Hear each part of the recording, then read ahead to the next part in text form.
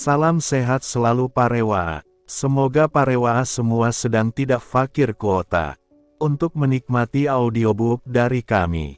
Sebelum kita lanjut, silakan subscribe channel ini dan nyalakan loncengnya untuk mendapatkan notifikasi ketika video terbaru telah diupload. Tidak menunggu berlama-lama lagi, langsung saja kita simak audiobook ini. Mahakarya dari penulis kebanggaan tanah air, Asmaraman S. Ho Ping Ho.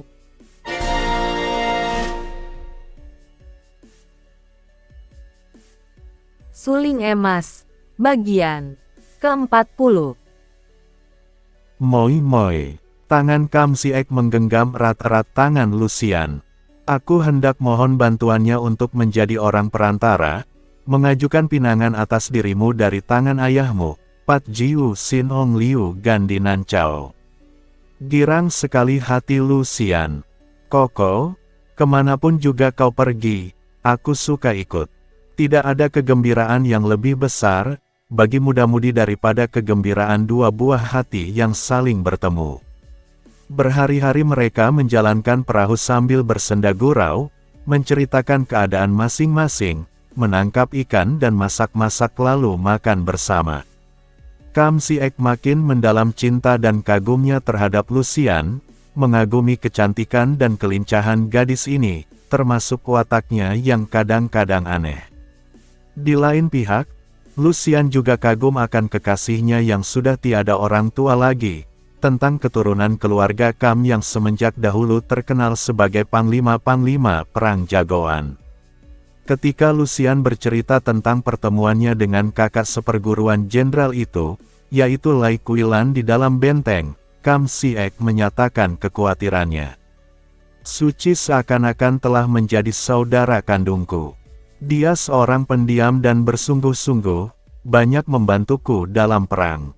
Akan tetapi akhir-akhir ini ia sering kudapati menangis di kamarnya, dan sama sekali tidak mau menceritakan apa sebab-sebabnya. Aku khawatir sekali ada sesuatu yang mengganjal hatinya. Malah sebelum aku pergi dari benteng, Suci seringkali berkunjung ke Kuan Im Bio di luar benteng, bahkan bermalam di sana. Agaknya ia menjadi kenalan baik dari para Niko, pendeta wanita, di kuil itu.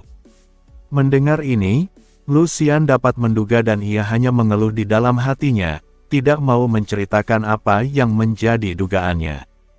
Ia menduga bahwa Kuilan tentu menjadi korban asmara, tentu berduka karena Kui Seng terjatuh ke dalam jurang dan binasa. Gadis itu mencinta Kui Seng dan menjadi patah hati. Ia tidak berani bercerita tentang Kui Seng kepada Kam Siek karena cerita ini tentu akan membuka pula rahasia tentang perasaan Kui Seng kepadanya. Akibat ceritanya ini tentu akan mendatangkan suasana tidak enak di antara mereka, apalagi di situ tersangkut pula diri Lai Kuilan. Cinta memang aneh. Biarpun dua orang muda yang amat jauh berbeda sifat dan wataknya, namun kalau sudah dipengaruhi cinta kasih, mereka seperti lupa akan semua perbedaan ini. Seorang yang mabok dicinta, hanya akan melihat yang baik-baik saja dari kekasihnya. Demikian pula dengan Liu Lucian dan Kam Siek. Kalau saja mereka tidak sedang mabok cinta, tentu mereka akan dapat melihat bahwa mereka mempunyai watak yang jauh berbeda. Kam Siek adalah seorang pemuda yang keras hati, jujur, berdisiplin memegang aturan, gagah perkasa dan seorang patriot. Sebaliknya, Lucian memiliki dasar watak yang aneh, kadang-kadang licik dan menjalankan siasat-siasat yang curang bukanlah aneh baginya. Ia tidak peduli akan segala aturan, bebas merdeka dan liar. Tidak mau kalah oleh siapapun juga, tidak peduli akan orang lain menderita atau tidak peduli sama sekali tentang negara maupun bangsa. Baginya, siapa yang menentangnya akan ia hantam. Perbedaan itu secara mencolok akan tampak kalau kita dapat menjenguk isi hati dan pikiran mereka pada saat mereka duduk melamun. Kam Siek melamunkan kebahagiaannya kalau sudah menikah dengan Liu Lucian, melamun betapa dengan bantuan istrinya yang memiliki kecerdikan dan kepandaian luar biasa itu, ia akan dapat berjuang dan memilih junjungan yang benar-benar tepat pada zaman itu, seorang calon raja yang akan benar-benar memperhatikan kesejahteraan rakyat. Sebaliknya, Lucian di samping melamun tentang kesenangannya menjadi istri pemuda yang dicintanya, juga ia teringat akan kekalahan-kekalahannya yang diderita selama ini. Hatinya panas bukan main kalau ia teringat betapa ia sama sekali tidak berdaya menghadapi orang-orang sakti seperti Kui Seng, Ban Pilo Chia, Bai San, dan Kong Lo Sengjin. Alangkah masih jauh ia ketinggalan dalam ilmu silat, pikirnya dengan hati tidak puas. Ia bercita-cita untuk memperdalam ilmu silatnya, mencari kitab-kitab pusaka dan wasiat-wasiat ilmu silat agar ia dapat menjadi seorang tokoh sakti yang akan menjagoi dunia persilatan, mengalahkan orang-orang itu. Pertama-tama ia akan minta kepada ayahnya untuk mewariskan ilmu-ilmu baru ciptaan ayahnya, kemudian ia akan menitahkan anak buah suaminya untuk menyelidiki dan mencari orang-orang berilmu. Untung bagi mereka, di dalam perjalanan mereka tidak bertemu dengan Ban Pilo Chia maupun Kong Lo Sengjin dan setelah tiba di wilayah Shanxi, mereka merasa aman, melakukan perjalanan cepat dengan menunggang kuda memasuki ibu kota Shanxi, menghadap Gubernur Li Koyung. Gubernur Li adalah seorang yang cerdik sekali. Dia merupakan seorang di antara pimpinan pemberontakan yang menggulingkan kedudukan kaisar terakhir dinasti Tang. Akan tetapi ia tidak semaju Gubernur Chu Bun di Honan yang akhirnya berhasil menggulingkan kerajaan Tang dan mengangkat diri sendiri menjadi kaisar pertama kerajaan Liang. Terhadap Jenderal Kam Si-ek, Gubernur Li berlaku amat hati-hati. Ia maklum bahwa jenderal muda ini amat setia terhadap negara dan bangsa, dan bahwa jatuhnya kerajaan Tang tidak mempengaruhi hati Kam Goan Sui. Oleh karena itulah maka dengan cerdik ia hendak mempergunakan tenaga dan pikiran jenderal muda itu secara halus. Ia menyambut kedatangan Kam Si-ek dengan ramah tamah dan penuh penghormatan, juga terhadap Liu Lucian yang diperkenalkan sebagai puteri Beng Kaokcu, ia menyambut dengan ramah. Ketika secara singkat Kam Si-ek menceritakan bahwa perwira Sipang yang diutus memanggilnya ke benteng itu telah bersekongkol dengan pasukan kerajaan Liang untuk menawannya, Gubernur Li menjadi marah sekali. Keparat itu berani melakukan kejahatan seperti itu. Gubernur Li menggebrak meja, memanggil seorang panglima dan memerintahnya segera berangkat membawa pasukan dan surat perintahnya untuk menangkap Pang Chiangkun dan menjatuhi hukuman mati. Setelah itu ia menjamu kedua orang tamu agung ini dengan arak dan hidangan lezat, berkali-kali ia memberi selamat atas pembebasan Kam Goan Sui daripada bahaya. Kemudian, setelah mereka kenyang makan minum dan mengusir para pelayan, Gubernur Li Koyung berkata, "Goan Sui, saya ingin sekali bicara empat mata denganmu, untuk merundingkan urusan negara dalam keadaan kacau balau seperti sekarang ini." Berkata demikian, ia melirik ke arah Liu Lucian. Gadis ini tentu saja maklum bahwa dia merupakan orang luar, apalagi dia adalah puteri guru negara Nanchao, maka tentu saja ia tidak berhak mendengar. Namun dasar ia berwatak nakal dan kukuai aneh, ia pura-pura tidak tahu dan enak-enak duduk minum arak wangi. Kam Si-ek merasa tidak enak sekali. Mengusir Liu Lucian pergi, tentu saja tidak enak baginya, mendiamkannya saja kekasihnya berada di situ, juga tidak enak terhadap Gubernur Li. Maka dengan memberanikan hati ia lalu berkata sambil bangkit berdiri dan menjura kepada gubernur itu. "Li Taijin, harap maafkan.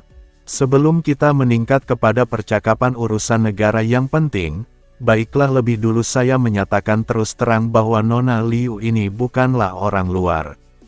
Dia adalah calon istri saya, yaitu, kalau saja Taijin sudi melepas budi kebaikan kepada kami berdua untuk menjadi orang perantara dan mengajukan pinangan kepada Beng Kaokcu di Nanchao."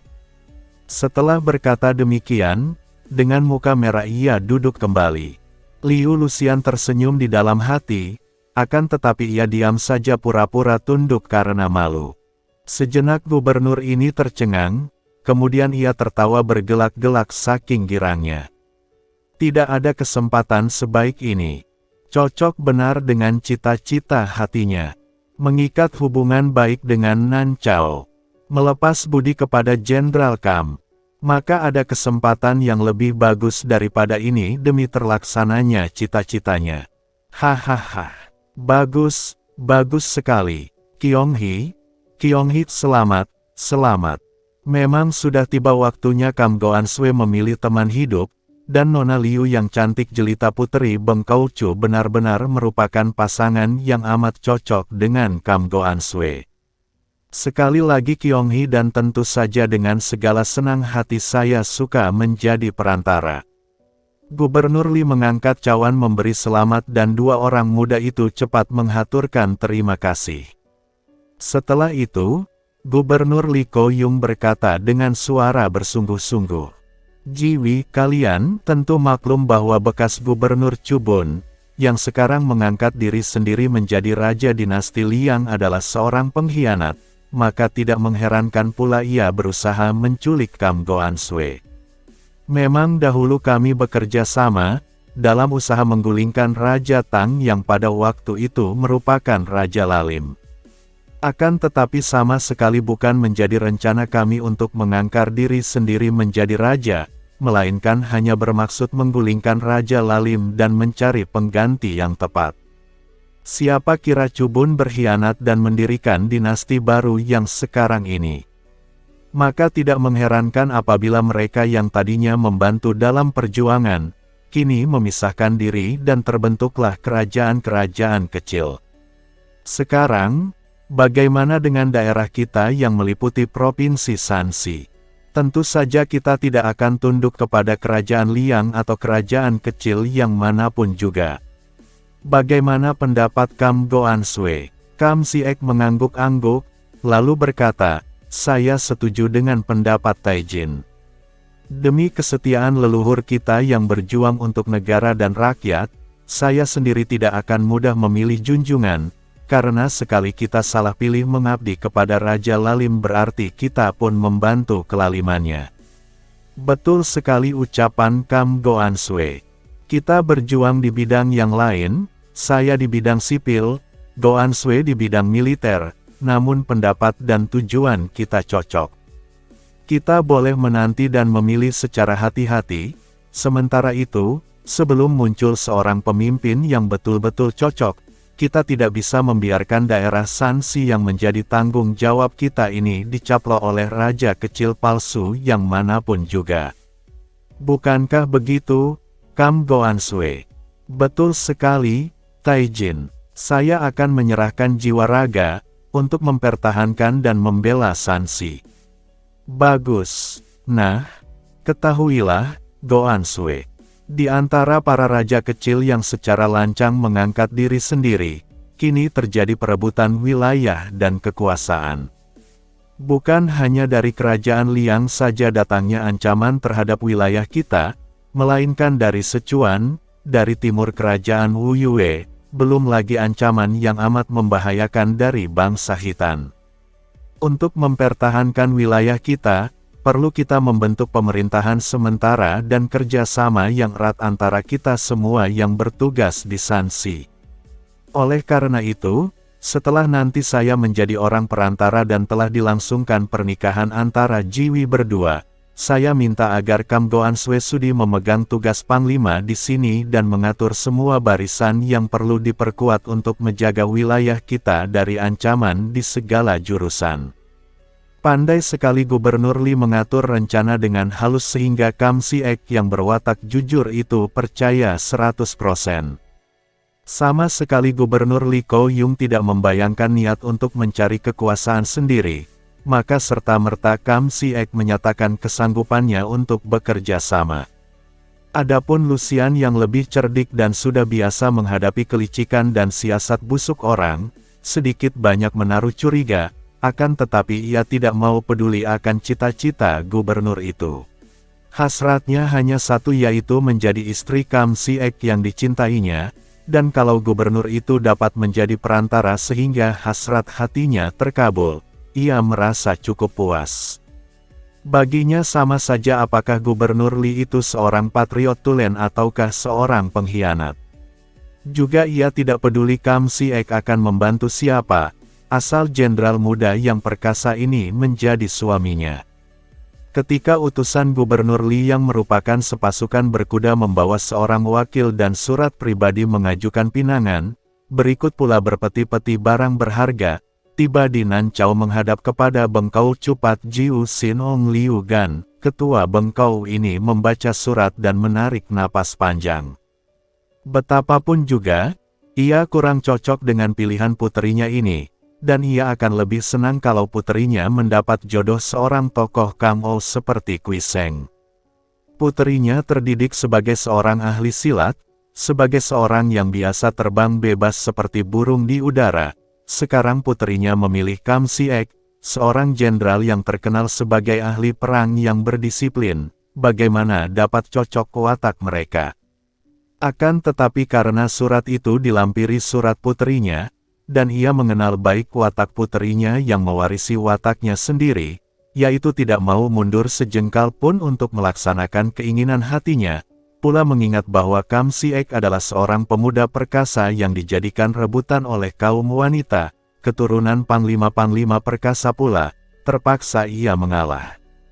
Apalagi kalau ketua Bengkau ini sebagai seorang kosu, guru negara, mengingat akan suasana dan kedudukan Kam Goan Sue sebagai panglima di Shanxi, yang tentu saja merupakan kekuasaan yang amat baik untuk dijadikan sekutu, maka ia segera menulis surat balasan, menerima pinangan itu dan menetapkan hari pernikahan puterinya di Nancau. Semenjak Kerajaan Besar Tang yang memerintah selama hampir 3 abad 618–907, roboh oleh Gubernur Chu Bun yang kemudian mengangkat diri sendiri menjadi raja dari Kerajaan Liang Muda, muncul raja-raja kecil di seluruh negara yang jumlahnya sukar dihitung.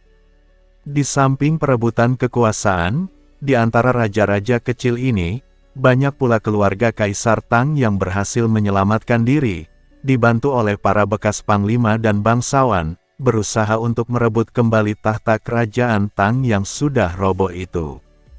Seorang pangeran Tang secara diam-diam menghimpun kekuatan, dan berhasil menarik tenaga-tenaga ahli, diantaranya bahkan telah mendapat bantuan dari bekas raja muda, Sin Jiu Kou Paong, yang sekarang sudah menjadi seorang kakek lumpuh yang sakti dan berjuluk Kong Lo Sengjin.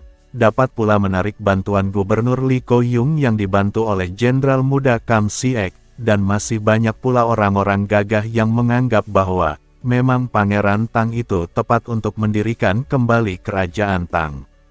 Setelah berhasil merampas tahta kerajaan dari pemerintah Liang Muda, setelah mengalami perang hebat, yang merupakan perang saudara, maka berhasillah Pangeran Tang itu merobohkan kerajaan Liang Muda, menghajar habis bala tentaranya dan merampas kota Raja Lokyang.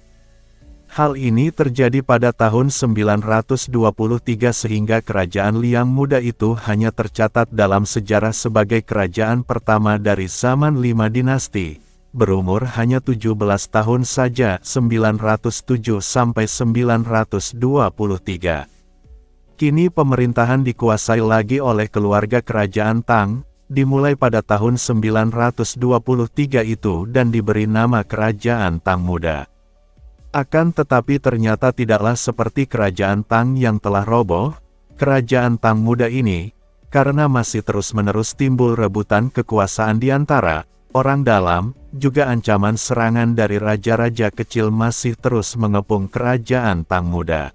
Gubernur Li yang berjasa dalam perjuangan ini, ternyata tidak diberi kenaikan pangkat, tidak ditarik ke kota raja untuk dijadikan menteri, melainkan oleh Raja Tang Muda ditetapkan menjadi gubernur di Shanxi seperti biasa dan hanya diberi pengampunan atas dosa-dosanya karena dahulu pernah ikut memberontak kepada raja terakhir dinasti Tang. Gubernur ini tidak berani membantah secara berterang, namun di dalam hatinya timbul dendam terhadap kerajaan Tang Muda. Adapun Kam Si-ek yang tenaganya amat dihargai dan terutama sekali masih amat dibutuhkan oleh kerajaan baru ini, Jenderal Kam Si-ek tetap tinggal di Shanxi. Waktu berjalan dengan amat cepatnya dan sementara terjadi pergantian kekuasaan itu, pernikahan antara Kam Si-ek dan Liu Luxian sudah berjalan 7 tahun dan mereka mempunyai seorang putra berusia 6 tahun.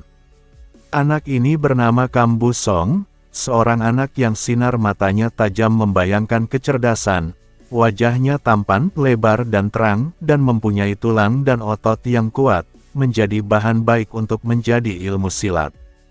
Akan tetapi, Kam Si-ek lebih suka menggembleng putranya itu dengan ilmu surat lebih dulu, maka sejak berusia 5 tahun, Kam Bu-song sudah pandai membaca ribuan huruf. Suami istri ini pada tahun-tahun pertama hidup penuh kebahagiaan, berenang dalam madu cinta kasih. Akan tetapi, seperti yang telah dikhawatirkan oleh Pat Jiu Sin-ong, perbedaan watak mereka mulai terasa setelah lewat beberapa tahun. Dalam soal pendidikan terhadap Bu-song saja, mereka sudah berbeda pendapat dan hal ini sudah menjadi bahan percekcokan. Liu Luxian menghendaki puteranya menjadi ahli silat yang kelak akan menjagoi kolong langit, sebaliknya Kam Si-ek berpendapat lain, tidak menyukai puteranya menjadi seorang petualang dunia Kangou. Soal-soal lain yang jelas memperlihatkan perbedaan paham dan kesenangan segera susul menyusul memperlihatkan diri. Kalau tadinya perbedaan-perbedaan itu masih terselimut cinta kasih mereka yang mesra, lambat laun perbedaan ini terlihat mencolok dan mulai mengganggu perasaan. Luxian beberapa kali menyatakan keinginannya merantau, malah mengajak suaminya meninggalkan tugas untuk 1-2 tahun agar mereka dapat mengajak putra mereka merantau dan menambah pengalaman di dunia Kangou. Tentu saja Kam Si-ek menolak ajakan ini. Luxian menyatakan bahwa ia ingin sekali memperdalam ilmu kepandaiannya agar kelak dapat diturunkan kepada puteranya atau setidaknya, kelak takkan dapat terhina lagi oleh orang-orang sakti seperti pernah mereka derita ketika mereka bentrok melawan orang-orang sakti. Akan tetapi Kam Si-ek menjawab bahwa bukanlah ilmu silat yang dapat melindungi kita, melainkan watak yang baik. Demikianlah, percekcokan-percekcokan kecil timbul, disusul dengan percekcokan-percekcokan besar. Kam Si-ek yang berwatak keras dan jujur tidak mau mengalah, dan akhirnya tak dapat dicegah lagi rumah tangga yang tadinya penuh kebahagiaan itu menjadi berantakan. Pada suatu pagi yang cerah, kegelapan meliputi rumah Panglima Kam Si-ek, karena istrinya tidak berada di dalam kamarnya. Liu Luxian berjiwa petualang. Hanya sehelai kertas ditinggalkan berikut beberapa huruf tulisannya. Kita berpisah untuk selamanya. Kau boleh menikah lagi dengan seorang yang kau anggap cocok dengan keadaanmu. Aku titip Bu-song, kelak kalau aku sudah berhasil, akan kujemput dia. Liu Luxian Kam Si-ek menjadi pucat mukanya ketika ia menjatuhkan diri di atas kursi dalam kamar mandi memegang surat itu dengan tangan gemetar. Ia tahu bahwa ia telah salah pilih dalam perjodohan, bahwa watak istrinya itu sama sekali berbeda dengan wataknya, berbeda watak berbeda paham, namun sebagai seorang laki-laki ia menerima penderitaan daripada kesalahan ini dengan hati tabah. Betapapun juga, ia mencinta istrinya itu dan sekarang, melihat kenyataan pahit bahwa istrinya meninggalkannya, hatinya menjadi kosong dan perasaannya perih. Terbayang percekcokan mereka malam tadi, ketika Luxian untuk kesekian kalinya membujuknya untuk meletakkan jabatan dan melakukan perantauan. Si-ek, demikian istrinya berkata marah, istrinya itu sejak menikah menyebut namanya begitu saja. Kau sendiri bilang bahwa kerajaan Tang muda ini tidaklah sama dengan kerajaan Tang yang telah roboh, bahwa kerajaan ini menjadi sarang koruptor, dan medan perebutan kekuasaan.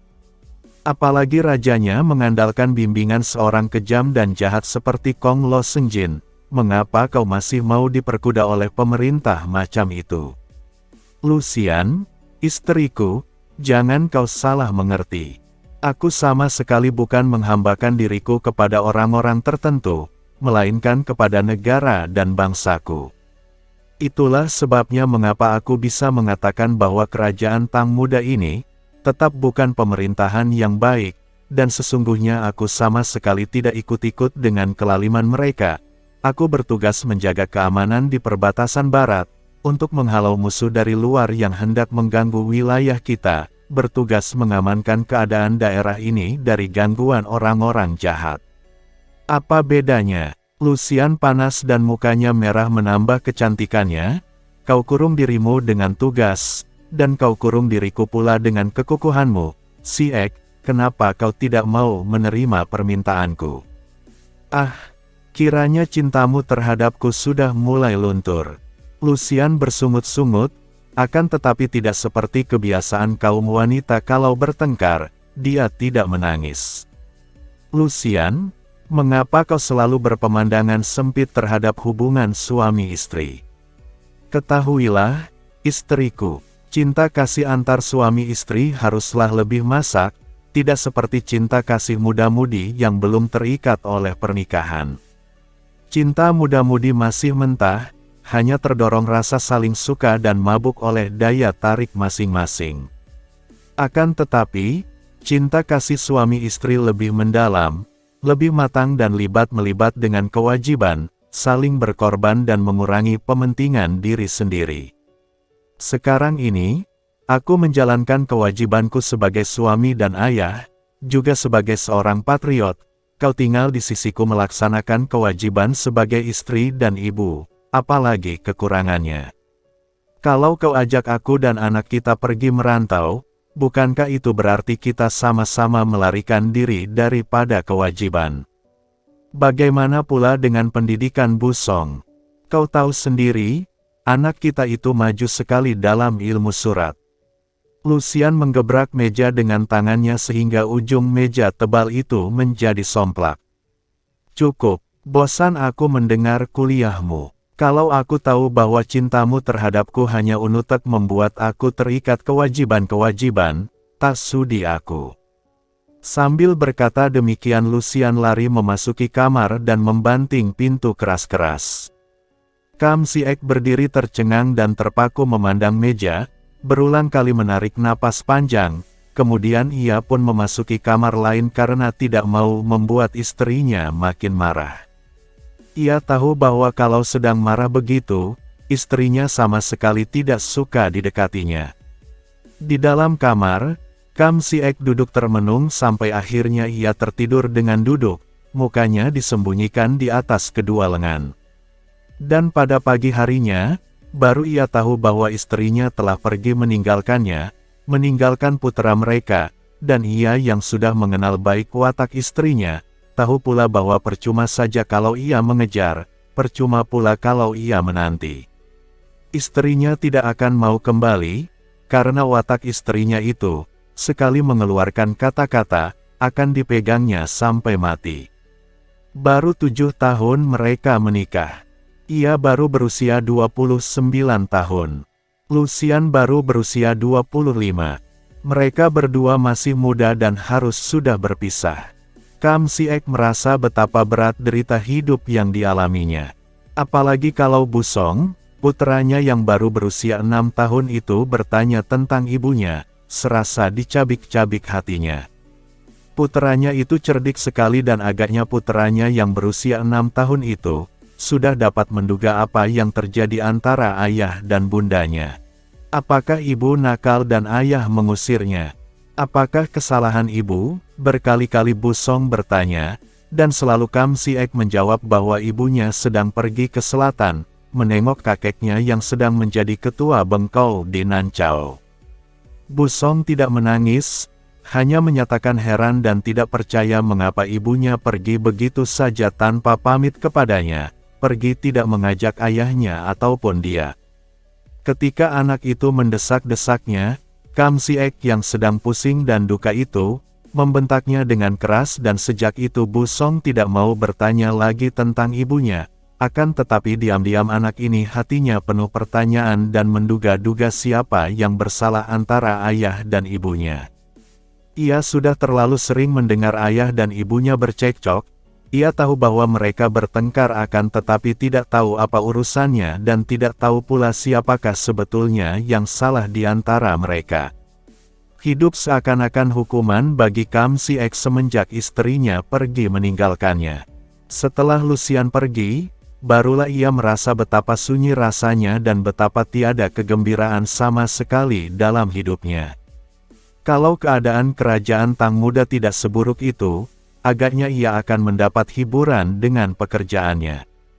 Akan tetapi keadaan kerajaan Tang Muda ini benar-benar seperti yang digambarkan Lucian dalam pertengkaran mereka. Memang betul bahwa kerajaan Liang yang merobohkan dinasti Tang itu dapat dihancurkan, dan dapat pula didirikan kerajaan Tang Muda dengan pimpinan para keturunan keluarga Raja Tang. Namun keadaannya sudah amat buruk dan rusak. Pimpinan muda itu hanya sekelompok orang-orang yang mengumbar nafsu, orang-orang yang mengejar kesenangan belaka, mengejar kedudukan dan kemuliaan. Orang-orang yang tadinya menjadi pejuang gagah berani, setelah memperoleh kedudukan dan kemuliaan, menjadi lupa sama sekali akan tujuan perjuangan mereka. Setiap orang pejuang tadinya bercita-cita menghalau penindas, menghalau kelaliman demi kesejahteraan rakyat jelata, demi nusa dan bangsa. Akan tetapi, begitu para pejuang ini merasai kenikmatan daripada kedudukan dan kemuliaan, maboklah mereka, dan lupalah mereka akan cita-cita luhur itu. Masa bodoh rakyat yang melarat tertindas. Masa bodoh orang lain. Aku yang berjuang mati-matian. Aku yang bertaruh nyawa. Aku pula yang harus senang. Mengapa memikirkan orang lain? Begitulah kira-kira bantahan dan sanggahan mereka, apabila sewaktu-waktu suara hati pejuang menuntut mereka di dalam hati sanubari. Namun, tiada yang kekal di dunia ini. Kesenangan tidak, kedudukan pun tidak, semua pasti berakhir, kesenangan dan kesusahan silih berganti mengisi hidup. Semua serba berputar, selama manusia mengenal suka, tentu ia akan bertemu dengan duka. Siapa yang mengabdi kepada duka, pasti sekali waktu akan diperbudak suka. Inilah hukum timbal balik yang tak terbantahkan lagi. Ini yang jadi titik kedua ujung poros yang memutar segala sesuatu di alam maya pada ini. 3 tahun semenjak Lucian meninggalkan Kam Si-ek tanpa pernah ada berita, maka Kam Si-ek mengalami pernikahannya yang kedua. Gadis pilihannya kali ini adalah puteri seorang Siucai, gelar sastrawan, bernama Ciu Bewi Hua. Tidak secantik Liu Lucian tentu saja karena puteri Bengkau Cu itu memang memiliki kecantikan yang sukar dicari keduanya, akan tetapi Ciu Bewi Hua terdidik sebagai seorang wanita yang halus perangainya, bersusila dan berkebudayaan tinggi. Yang mendesak Kam Si-ek adalah sucinya sendiri, yaitu Lai Kuilan yang sekarang telah menjadi Niko, pendeta wanita, di kelenteng Koan Im Bio, dan berjuluk Kuilan Niko. Seperti telah diceritakan di bagian depan, Lai Kuilan ini pun menjadi korban asmara. Ia jatuh hati kepada Kui Seng, kemudian patah hati melihat Kui Seng terjungkal di dalam jurang yang pasti akan membawa maut bagi pendekar itu.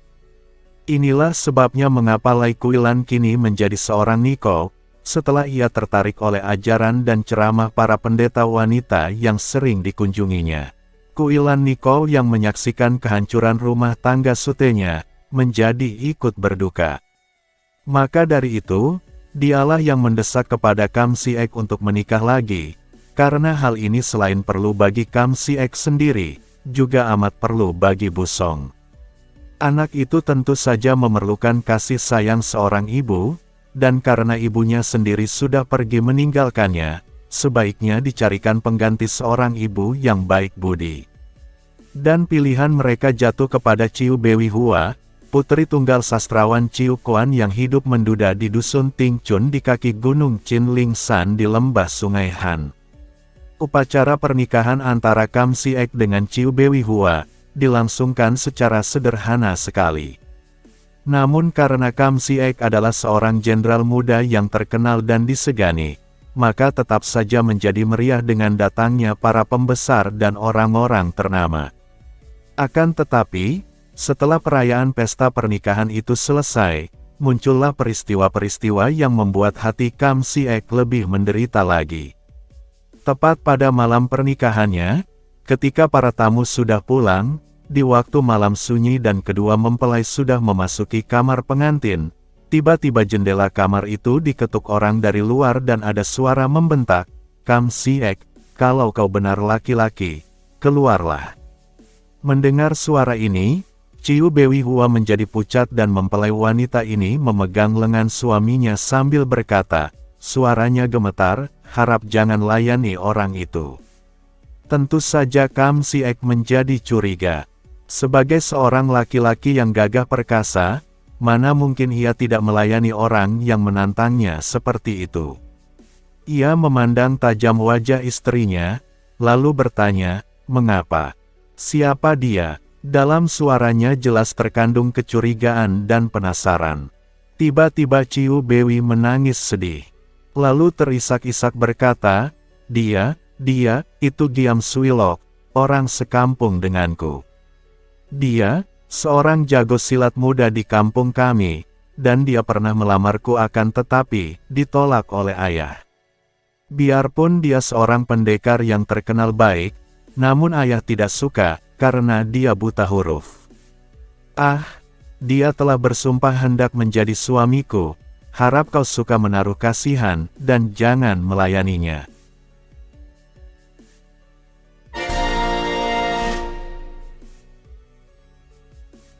Suling emas.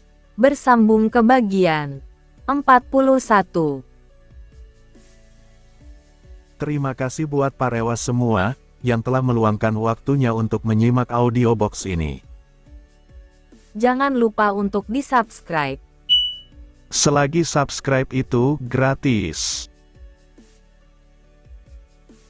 Wassalam. Dari aku, yang setia menunggu kehadiranmu kembali.